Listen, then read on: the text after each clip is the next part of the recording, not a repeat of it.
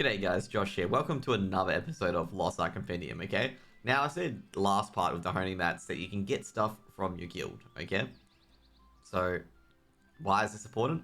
Well, did we discuss this last time? That there's a siege status board in every city?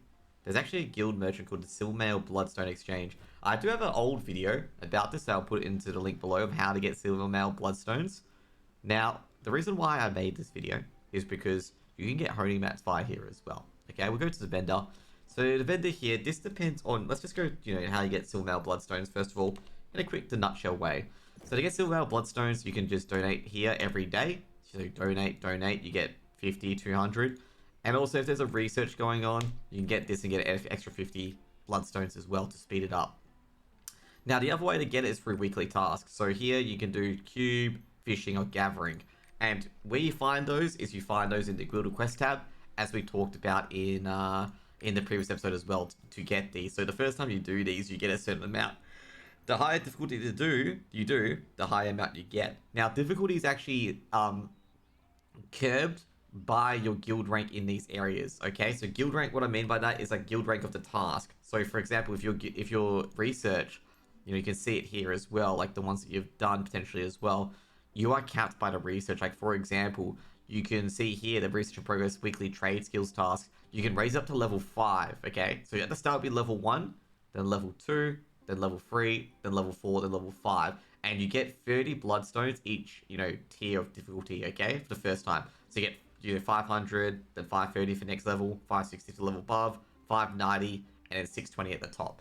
It may skip a bit as well. Just be aware of that as well. Like different tasks give different rewards as well, might be slightly higher, slightly lower, but that's generally how you get bloodstones. So also as well as another one that increases the tasks as well. So you can see here the weekly task slot, and a lot of guilds target the weekly task slot first, leave the other ones at level 1, so you can get multiple tasks, which means more bloodstones, and then people do the shop afterwards as well.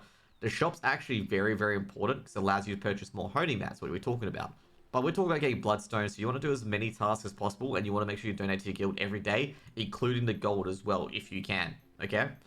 Very, very important. You can't do any of the tasks until you're fully fledged guildmate. If you're not a fully fledged guildmate, you cannot do any of the tasks, and it takes 3 days to do it. And you got a week to do all the tasks anyway. Okay, a week to do all the guild requests.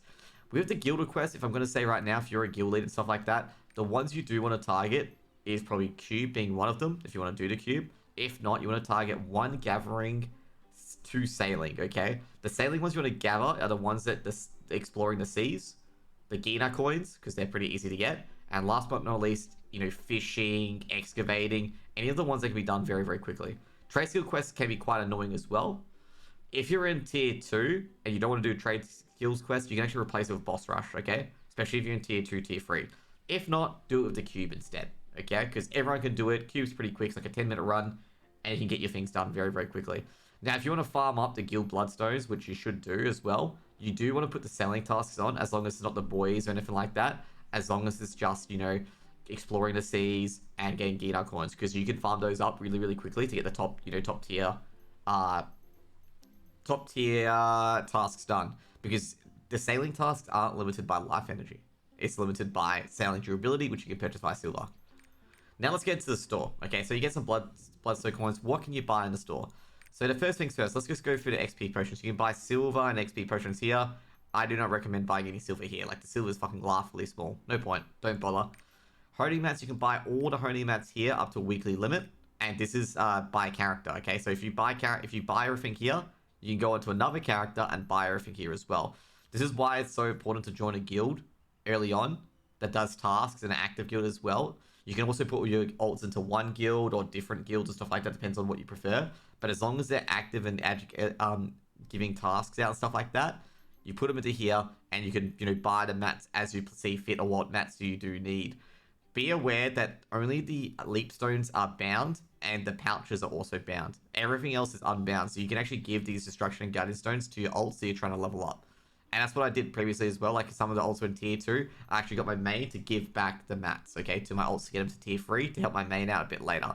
So be aware of that as well. So generally what you want to do here as well is that, I'm going to do this here as well on stream, is that I'm just going to get, my destructions and guidance as well, and put them in the bank to whoever needs it basically in the future. And then what I'm going to do as well, this is another one that people do generally, is that you buy all the Panuka ticket chests, okay? Or Yawn or whatever, Northern, whatever one you're in. The reason why I do this is very important is because they can have boss rush tickets and cube tickets in them, or they give you a ton of silver, okay? It's either a ton of silver or, tickets. So you don't get left empty-handed regardless. You can see here I got 2 boss tickets as well. So generally what you can do, you can buy leap stones as well instead of guardian stones and stuff like that. Just make sure you have enough bloodstones overall to afford it. You may not have enough bloodstones to afford it overall either. Now, the biggest one that gives a lot of things is GVG. Now, in this game, we don't do too much GVG, even though I'm trying to get them to do so.